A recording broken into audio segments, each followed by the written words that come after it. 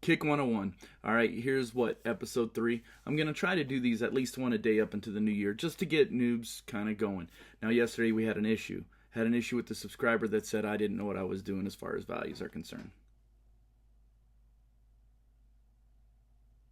Look, I just found out that you only have peach fudge down there, so I'm not even going to get mad at you, right? I'm more mad at your father for raising you wrong, so I'll slap the fucking taste out his mouth later, okay? You want to talk shit about values? Seriously?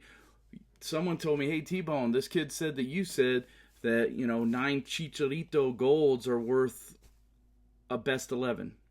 Today's episode is going to be about high point scoring goals because some noobs might not understand the difference between the golds, and so I'm going to teach that to them. But you fucking milky liquor, I never said that it was 9 high point scoring golds per best 11.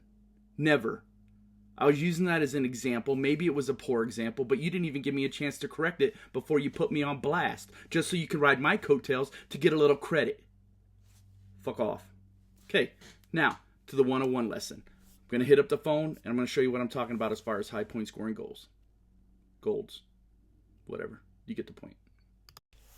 All right, back to the home screen. Here we go. So there I am at the top. I'm anemic in coins. I've still got to rate a lot of trades. We all get that. Let's go look at a few trades just to have a little bit of fun. Oh, there's a good one. So this guy has 134 trades in his 4 stars, but he's giving me 3 cards that you're guaranteed to get out of packs for a card that's almost impossible to get. No, man, I don't even have to look at that to give that a 1 star. Anyway, as you can see, there's other trades on there. I don't even know what that is. Oh, yeah, one of those. Anyway, so what I'm going to do is talk about high point scoring golds. Now, golds are important, obviously, for chasing, right? So they are going to go down in value just based on the other boost cards that are going to be coming out. Also, you got to look at the card count of some of the golds. They're easier to get. They're being put in packs now where you can get 20 golds in a pack. It's a little bit ridiculous. But let me change my filters a little bit here. What I want to do is have you look at, let's see, I'll do BPL because BPL is my absolute favorite. All right, so when I talk about like 9 golds yesterday for a best 11, I'm talking about like, these kind of guys right here. You know what I'm saying? I mean, he's obviously a starting goalkeeper, so that might be a little bit more important. But like Dan, come on. Oh, actually, his points aren't too bad. So I'm picking piss poor examples. Galloway, he cannot be that good. There you go. His numbers aren't the greatest. But when we talk about high point scoring golds, or when someone says, hey, you can have it on form, but send me like 30 golds or whatever, they don't want fodder. All right? They're looking to score. They're looking for points. So when I think about high point scoring golds, the minute obviously I think about the bigger teams, right? So let's go Manchester City, because I think we can all agree this guy right here, a badass. Don't like him, but he's a badass.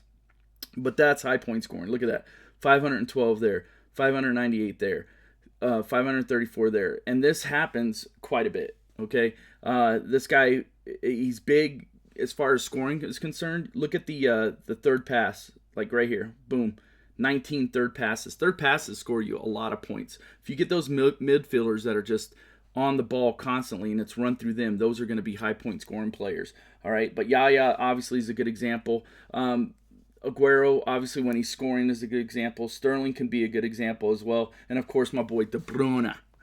De Bruyne is a good example. Let's see, I don't have a gold of his, which is a damn shame. But you could see his silver still legitimately 26 third passes. That's what happens when you have a lot of third passes. Now, there's some little bit of inconsistency with him, but I think that had to do with maybe Champions League play and everything else and kind of adjusting to the new system as he was a late transfer in the window. But the bottom line is when people are asking for golds or whatever, you want to send them high point scoring golds, and that's what a high point scoring goal is. Its bottom line is it's a card and a player that is going to consistently score and help your squad to earn game changers. I hope that was a good example. I hope it made sense. If not, send me questions for clarification. And until next time, I'll hit you up. So there you have it. I hope I didn't confuse you even more. I know high point scoring goal cards are important. I realize that. I realize that you're not going to give 9 for a best 11. I also realize that. I think everyone else realized that. Again, I was using that as an example. I am not perfect. okay? And I can't stress this enough. I'm not the know-all, be-all. People have asked me to do one-on-one videos, so I'm just trying to educate new players as they come into the game. I think a lot of you can attest to the fact that you're actually getting true one-on-one questions about trades now instead of a bunch of good cards on one side for a common. I know I have. My inbox is full of them now. So obviously something is working, man. And so I do want to keep it positive. I'm not even bringing that dude's name up again. I think it's a little bit ridiculous. But hey, if you got an issue, if I've done something wrong, hit me up one-on-one, because guess what? I know I'm not infallible, and I'll apologize for any mistake I make. Otherwise, I'm trying hard, so cut me a break, huh? Cut me a little slack on Christmas. All right. Until next lesson, T-Bone out. Subscribe.